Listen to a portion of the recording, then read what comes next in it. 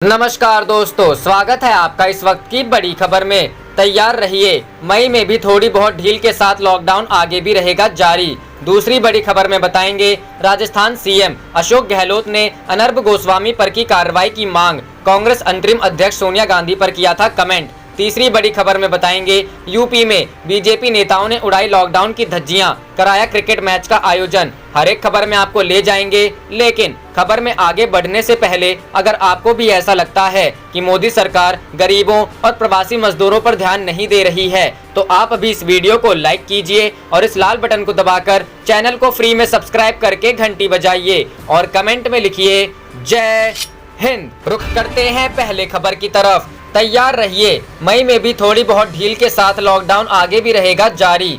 जी हां दोस्तों, 24 मार्च से चल रहे लॉकडाउन ने देश की जनता को बड़े पैमाने पर संक्रमित होने से बचाया है, लेकिन अभी लॉकडाउन से मुक्ति मिलने के कोई संकेत नहीं दिखाई दे रहे हैं। विदेश मंत्रालय, स्वास्थ्य मंत्रालय, गृह मंत्रालय के अफसर अभी इसके बारे में कुछ भी बता पाने की स्थिति में नहीं है। राजस्थान, पंजाब, महाराष्ट्र सरकार के अफसरों का भी मानना है कि कोविड-19 के खिलाफ लड़ाई अभी लंबी चलेगी। पंजाब के मुख्यमंत्री कैप्टन अमरिंदर सिंह ने प्रेस वार्ता के दौरान विशेषज्ञों के हवाले से आशंका जाहिर की थी। राम मनोहर लोहिया अस्पताल के एक वरिष्ठ चिकित्सक ने कैप्टन अमरिंदर सिंह के अनुमान को करीब करीब सही बताया है। रुख करते हैं अगली खबर की तरफ। राजस्थान सीएम अशोक गहलोत ने अनर्ब गोस्वामी पर की कार्रवाई की मांग, कांग्रेस अंतरिम अध्यक्ष सोनिया गांधी पर किया था कमेंट। जी हां दोस्तों, राजस्थान के मुख्यमंत्री अशोक गहलोत ने बुधवार को पत्रकार अनर्ब गोस्वामी पर कार्रवाई की मांग की है।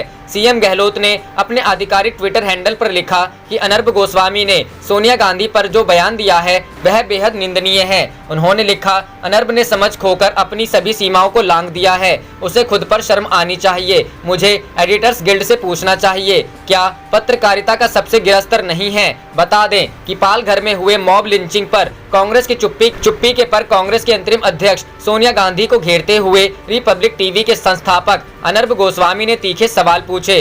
रुख करते हैं अगली खबर की तरफ। लॉकडाउन के बीच यूपी में आयोजित हुआ क्रिकेट मैच, बीजेपी नेताओं पर आरोप, केस दर्ज। जी हां दोस्तों, लॉकडाउन के बीच उत्तर प्रदेश के बाराबंकी जिले में क्रिकेट मैच आयोजित कराने का मामला प्रकाश में आया है। क्रिकेट मैच के दौरान सोशल डिस्टेंसिंग तथा लॉकडाउन की जमकर धज्जियां उड़ाई गई। आज तक की रिपोर्ट के मुताबिक क्रिकेट मैच आयोजित कराने का आरोप यहां भारतीय जनता पार्टी के कुछ नेताओं पर लगा है। बताया जा रहा है कि क्रिकेट का आयोजन टिकत नगर क्षेत्र के पानापुर गाँव में किया गया था और आयोजक राज्य की सत्ताधारी पार्टी भारतीय जनता पार्टी के सदस्य हैं। जिन लोगों के खिलाफ मुकदमा दर्ज हुआ है उनमें से एक सुधीर सिंह प्रॉपर्टी डीलर, भूमाफिया और बीजेपी के नेता होने के साथ पिछले विधानसभा चुनाव में दरियाबाद विधानसभा से टिकट के प्रबल दावेदार भी थे।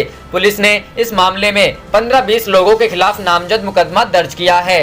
रुख करते हैं अगली खबर की तरफ। लॉकडाउन के कारण भूख से कई परिवार बेहाल, राशन की कमी के कारण सड़कों पर आए लोग। जी हां दोस्तों, कोरोना वायरस देश में तेजी से फैलता जा रहा है। वहीं कोरोना वायरस के कारण देश में कई दूसरे संकट भी पैदा हो गए हैं। कोरोना के संक्रमण को रोकने के लिए देश में लॉकडाउन लागू किया गया है। हालांकि लॉकडाउन के कारण लोगों के सामने आर्थिक परेशानी भी खड़ी हो गई है, जिसके कारण लोगों को राशन भी नसीब नहीं हो रहा है। देश में लॉकडाउन के कारण आर्थिक गतिविधियों पर ब्रेक लगा हुआ है। मजदूर और गरीब वर्ग के लोगों पर इस लॉकडाउन का सबसे ज्यादा असर देखने को मिल रहा है। हालांकि सरकार का कहना है कि राशन के भंडार पर्याप्त रूप से भरे हुए हैं, लेकिन अब हालात ऐसे हो गए हैं कि लोगों को राशन नहीं मिल रहा है, जिसके कारण लोग सड़कों पर उतर आए हैं।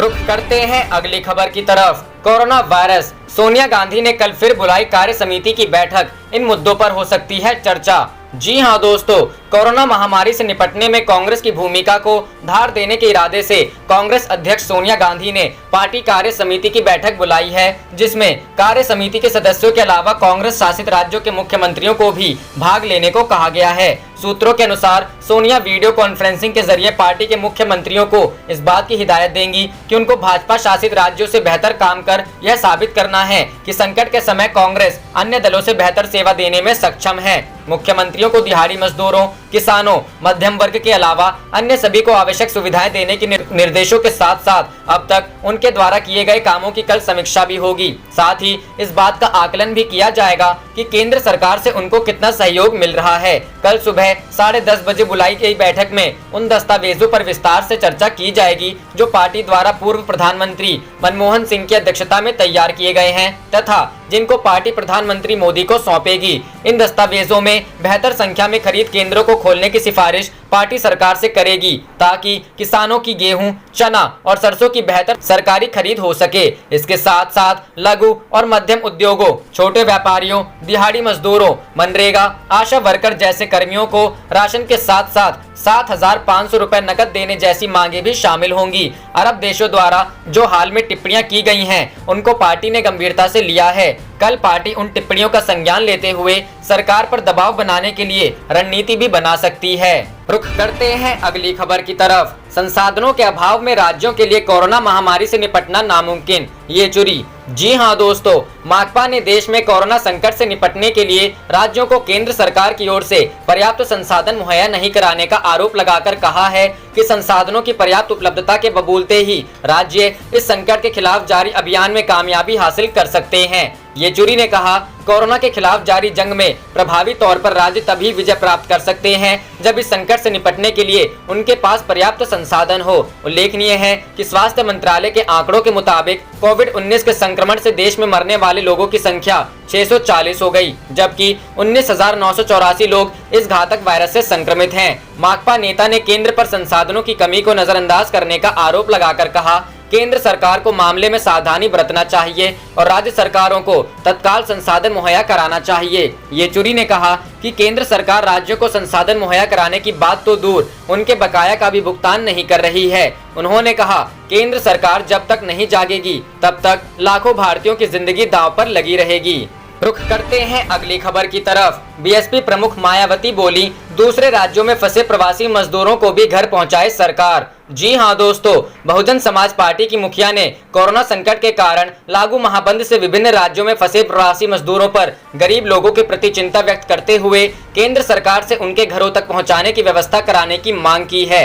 मायावती ने बुधवार को ट्वीट के माध्यम से लिखा है कि कोरोना प्रकोप के कारण लगे देशव्यापी लॉकडाउन से सर्वाधिक महाराष्ट्र, दिल्ली, हरियाणा तथा अन्य और राज्यों में भी लाखों गरीब व मजदूर प्रवासी लोग बेरोजगारी व भुखमरी की मार झेल रहे हैं। उन्हें एक वक्त का भोजन भी सही से नहीं मिल रहा है तथा वे हर हाल में अपने घर लौटना चाहते हैं। ऐसे में केंद्र सरकार से आग्रह है कि वह उनकी इस मांग पर सहानुभूति पूर्वक विचार करके तथा लॉकडाउन के नियमों का भी सही से पालन करते हुए उन्हें विशेष ट्रेनों व बसों आदि से उनके घरों तक भेजने की व्यवस्था कराए, जैसा कि कोटा से छात्रों को भेजने के लिए किया गया है। गौरतलब है कि उत्तर प्रदेश सरकार द्वारा राजस्थान के कोटा में फंसे छात्रों को वापस लाने के लिए बसें भेजने के फैसले का बसपा प्रमुख मायावती ने स्वागत किया था। उन्होंने यह भी मांग की थी कि ऐसे ही कदम उन मजदूरों के लिए भी उठाएं जो अपने घरों से दूर फंसे हुए हैं।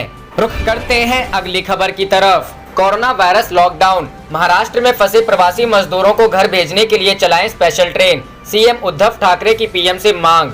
जी हां दोस्तों, कोरोना वायरस संकट और उसको फैलने से रोकने के लिए लागू लॉकडाउन के बीच महाराष्ट्र के मुख्यमंत्री उद्धव ठाकरे ने राज्य में फंसे प्रवासी मजदूरों को अपने घर भेजने के लिए विशेष ट्रेनें चलाने की मांग की है। मुख्यमंत्री कार्यालय ने मंगलवार देर रात अपने ट्वीट में कहा, सीएम उद्धव बाला साहेब ठाकरे ने विशेष ट्रेनों की अपनी मांग को एक बार फिर से दोहराया है ताकि यह सुनिश्चित किया जा सके कि अन्य राज्यों से आए प्रवासी श्रमिक घर लौट सकें। उन्होंने प्रधानमंत्री और रेल मंत्रालय से मांग की है इस बारे में दिशा निर्देश अप्रैल के अंत तक जारी किए जाएं। बता दें कि पिछले दिनों लॉकडाउन को 3 मई तक बढ़ाने के बीच घर जाने की आस में सैकड़ों की संख्या में प्रवासी मजदूर बांद्रा रेलवे स्टेशन में एकत्र हो गए थे, जिसे बाद पुलिस को बल प्रयोग करना पड़ा। प्रवासी मजदूरों की मांग थी कि उन्हें अपने घर लौटने की इजाजत दी जाए। इस दौरान महाराष्ट्र के मुख्यमंत्री उद्धव ठाकरे ने राज्य में फंसे प्रवासी मजदूरों को आश्वस्त किया कि लॉकडाउन कोई लॉकअप नहीं है। अपने गृह क्षेत्र जाने की उम्मीद में बांद्रा में इकट्ठा हुए दिहाड़ी मजदूरों से उन्होंने वापस लौटकर कोरोना वायरस की चुनौती का सामना करने की अपील की थी। रुख करते हैं अगली खबर की तरफ। गृह मंत्री अमित शाह ने की डॉक्टरों से बात, सांकेतिक प्रदर्शन न करने की अपील। जी हां दोस्तों, केंद्रीय गृह मंत्री अमित शाह ने आज इंडियन मेडिकल एसोसिएशन और डॉक्टरों से बात की और उनसे सांकेतिक विरोध प्रदर्शन न करने की अपील की है। उन्होंने डॉक्टरों को भरोसा दिलाया कि सरकार उनके साथ है। मेडिकल स्टाफ पर हो रहे हमलों के विरोध में डॉक्टर आज सांकेतिक प्रदर्शन के तौर पर मोमबत्ती जलाने वाले हैं। इस बीच केंद्रीय गृह मंत्री अमित शाह और केंद्रीय स्वास्थ्य मंत्री डॉक्टर हर्षवर्धन ने आज वीडियो कॉन्फ्रेंसिंग के माध्यम से इंडियन मेडिकल एसोसिएशन के डॉक्टरों से बातचीत की है। अमित शाह ने डॉक्टरों को सुरक्षा का आश्वासन दिया और उनसे अपील की कि वे उनके द्वारा प्रस्तावित प्रतीकात्मक विरोध को ना करें। सरकार उनके साथ है। आप देख रहे थे आपका अपना चैनल जय हिंद जय भारत।